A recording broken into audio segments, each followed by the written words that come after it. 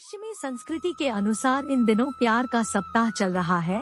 ऐसे में जरूरी नहीं है कि हर किसी के लिए प्यार का यह सप्ताह हसीन ही हो। इसमें असफलता के चलते कई बार लोग गलत कदम भी उठा लेते हैं। इन्हीं सब बातों को ध्यान में रखते हुए आज हम आपको राधा कृष्ण की प्रेम कहानी के बारे में बता रहे हैं, जिससे आप पहचान सकते हैं कि सच्चा प्रेम क्या होता है। इसमें राधा जो बाल गोपाल के साथ बड़ी हुई, उनके साथ खेला कूदा, रास रचाए। इतना ही नहीं, कृष्ण ने सबसे ज्यादा बंसी राधा के कहने पर बजाई।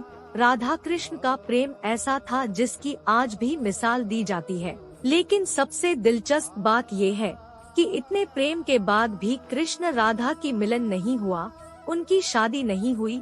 कुल मिलाकर इसमें प्यार है तो एक दूसरे से दूर रहना भी। इस कथा को आपके सामने रखने का मकसद केवल प्यार में बिछड़ जाने वाले को गलत कदम उठाने से रोकने का है। दरअसल हिंदू धर्म में भी राधे श्याम या राधे कृष्ण ये शब्द टूट प्रेम का हिस्सा माने जाते हैं। भले ही ये एक दूसरे के कभी हो नहीं सके, लेकिन फिर भी इनका एक दूसरे के साथ ही हमेशा नाम लिया जाता है।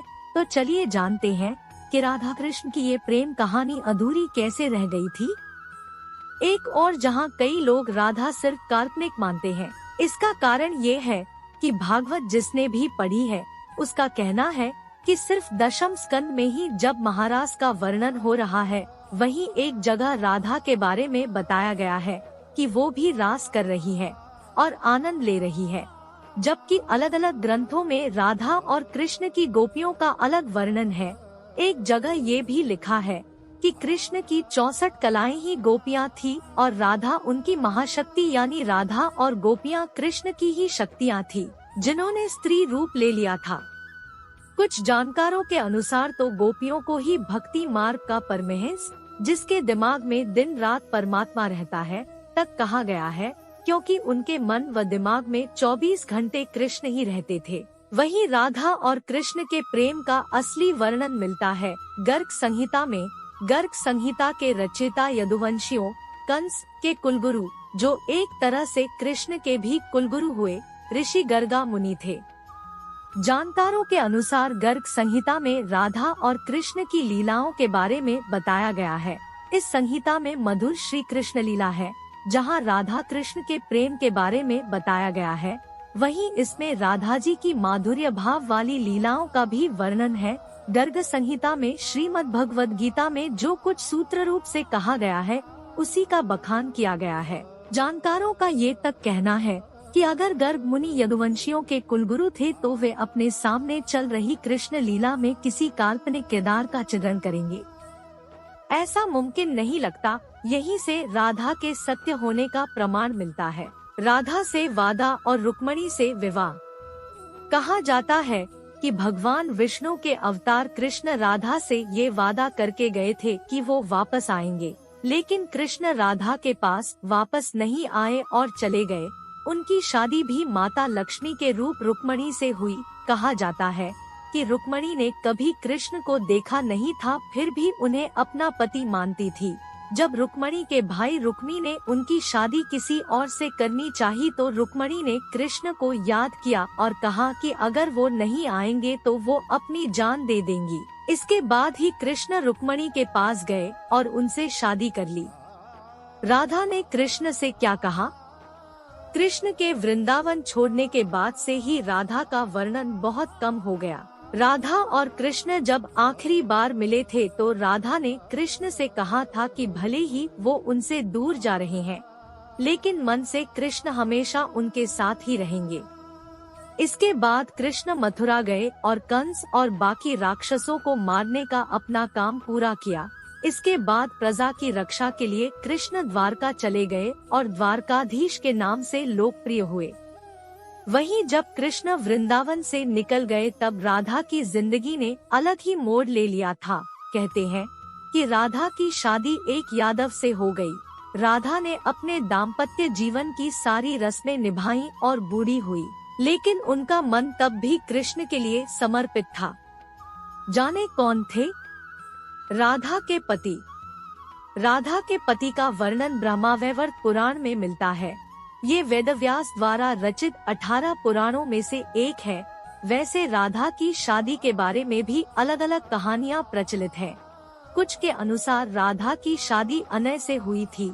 अनय भी वृंदावन निवासी थे और राधा और अनय की शादी ब्रह्मा की एक परीक्षा के बाद हुई थी। एक कथा के अनुसार ब्रह्मा ने ये पता लगाने के लिए कि कृष्ण वाकई विष्णु अवतार है, उनके सारे दोस्तों को अगवा कर जंगल में छुपा दिया था। उस समय अनय भी जंगल में थे और गलती से वो भी अगवा हो गए थे। तब कृष्ण ने अपने सभी दोस्तों का रूप लिया अनय के साथ और फिर सभी बच्चों के घरों में रहने लगे। इसके बाद अनय रूपी कृष्ण की शादी राधा से हुई थी। वहीं एक अन्य कथा के अनुसार असल में राधा की शादी हुई ही नहीं थी।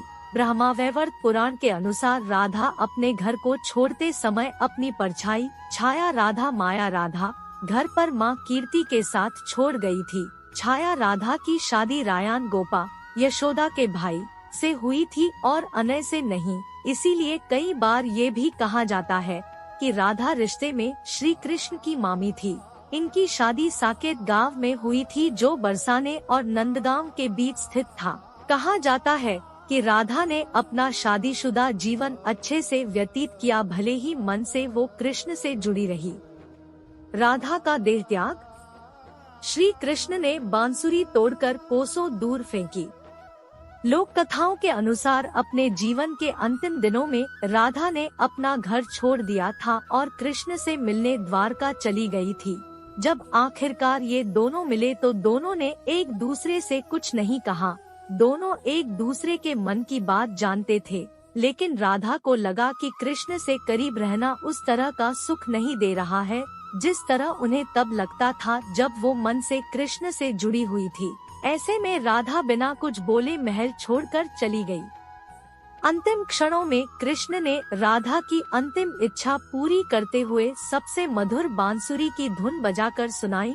बांसुरी की धुन सुनते सुनते राधा ने अपने शरीर का त्याग दिया, लेकिन भगवान होते हुए भी राधा के प्राण त्यागते ही भगवान श्री कृष्ण बेहद दुखी हो गए और उन्होंने बांसुरी तोड़कर कोसों दूर फेंक दी। जिस जगह पर राधा ने कृष्ण जी का मरने तक इंतजार किया उसे आज राधा रानी मंदिर के नाम से जाना जाता है। इसके बाद ही राधा जी कृष्ण में विलीन हो गई। किसी भी पुराण में राधा की मृत्यु का वर्णन नहीं मिलता। भगवान श्री कृष्ण का देह त्याग। महाभारत युद्ध समाप्त होने के बाद एक दिन वायु देवता को दूत बनाकर देवताओं ने भगवान श्री कृष्ण के पास भेजा। वायुदेव ने भगवान श्री कृष्ण से कहा कि देवताओं ने कहा है कि आपने पृथ्वी पर फैले पाप का अंत करने के लिए अवतार लिया था और अब आपका कार्य पूरा हो गया है। इसके बाद एक दिन सभी यदुवंशी प्रभास क्षेत्र यानी वर्तमान सोमनाथ मंदिर के पास स्थित समुद्र तट पर आए। यही यादवों में आपसी विवाद हो गया और वह एक दूसरे की मारने लगे। कुछ ही समय में सभी यदुवंशी काल के काल में समा गए। इस स्थिति को देखकर बलराम जी सागर तट पर बैठ गए। भगवान श्री कृष्ण और उनके सारथी दारुक ने देखा कि बलराम जी के मुख से एक विशाल नाग बाहर निकल रहा है। समुद्र उस नाग की स्तुति कर रहा है। कुछ ही समय में वह नाग सागर में समा गया। इस तरह बलराम जो शेषनाग के अवतार थे शरीर त्याग कर क्षीर सागर में चले गए। सोमनाथ मंदिर से कुछ दूरी पर जहां बलराम जी ने देह त्याग किया था वहां बलराम जी का एक मंदिर बना हुआ है। बलराम जी की देह त्याग के बाद भगवान श्री कृष्ण ने अपने सारथी से कहा कि अब मेरे भी जाने का समय हो गया है, इसलिए मैं योग में लीन होने जा रहा हूँ। द्वारिका में जो लोग बच गए हैं उन सभी को कह दो कि अर्जुन के आने के बाद वह द्वारिका को छोड़कर उनके साथ चले जाएं, क्योंकि अर्जुन के द्वारिका से जाने के बाद मैंने समुद्र से जो भूमि द्वारिका नगरी बसाने के लिए ली थी समुद्र उसे डुबो देगा। इसके बाद श्री कृष्ण योग में लीन गए और जरा नामक शिकारी ने भगवान श्री कृष्ण के पैर को मृग की आंख समझकर दूर से बाण चला दिया। इस बाण के लगते ही भगवान मूर्छित हो गए। जरा ने जब श्री कृष्ण को देखा तो काफी घबरा गया और अपराध बोध से दुखी हो गया। भगवान श्री कृष्ण ने तब जरा को समझाया कि यह तो मेरे विधान से ही रचा हुआ था, मैंने स्वयं ही अपने देह त्याग के लिए इस विधि को चुना था। क्योंकि तुम्हारे पूर्वजन्म का ऋण था मुझ पर। जरा पूर्वजन्म में बाली था जिसका वध भगवान राम ने किया था। राधा कृष्ण क्यों नहीं मिल पाए? गर्ग संहिता के गोलोका कांड में देवर्षि नारद और मिथिला नरेश के बीच का संवाद बताया गया है। ये राधा को श्रीधामा के श्राप के कारण हुआ था कि राधा और कृष्ण को 100 सालों का वियोग झेलना पड़ा था। श्री गर्ग संहिता के विश्वजीत कांड के 49वें अध्याय में एक और कथा है, जिसमें कहा गया है कि राधा और कृष्ण 100 साल बाद सूर्य ग्रहण के दौरान होने वाले एक यज्ञ में मिले थे जो कुरुक्षेत्र में हो रहा था। इस दौरान राधा को योगेश्वर भगवान अपने रानियों और गोपियों के साथ द्वारका ले गए। यहाँ सभी ने राजसूय यज्ञ में हिस्सा लिया, जिसे राजा उग्रसेन ने करवाया था। उस समय राधा कृष्ण के साथ उनकी पत्नी के तौर पर थी और यही लिखा जाता है कि राधा की शादी कृष्ण से हुई थी और वो छाया राधा थी जो रायान गोपा से शादी कर कृष्ण की मामी बनी थी।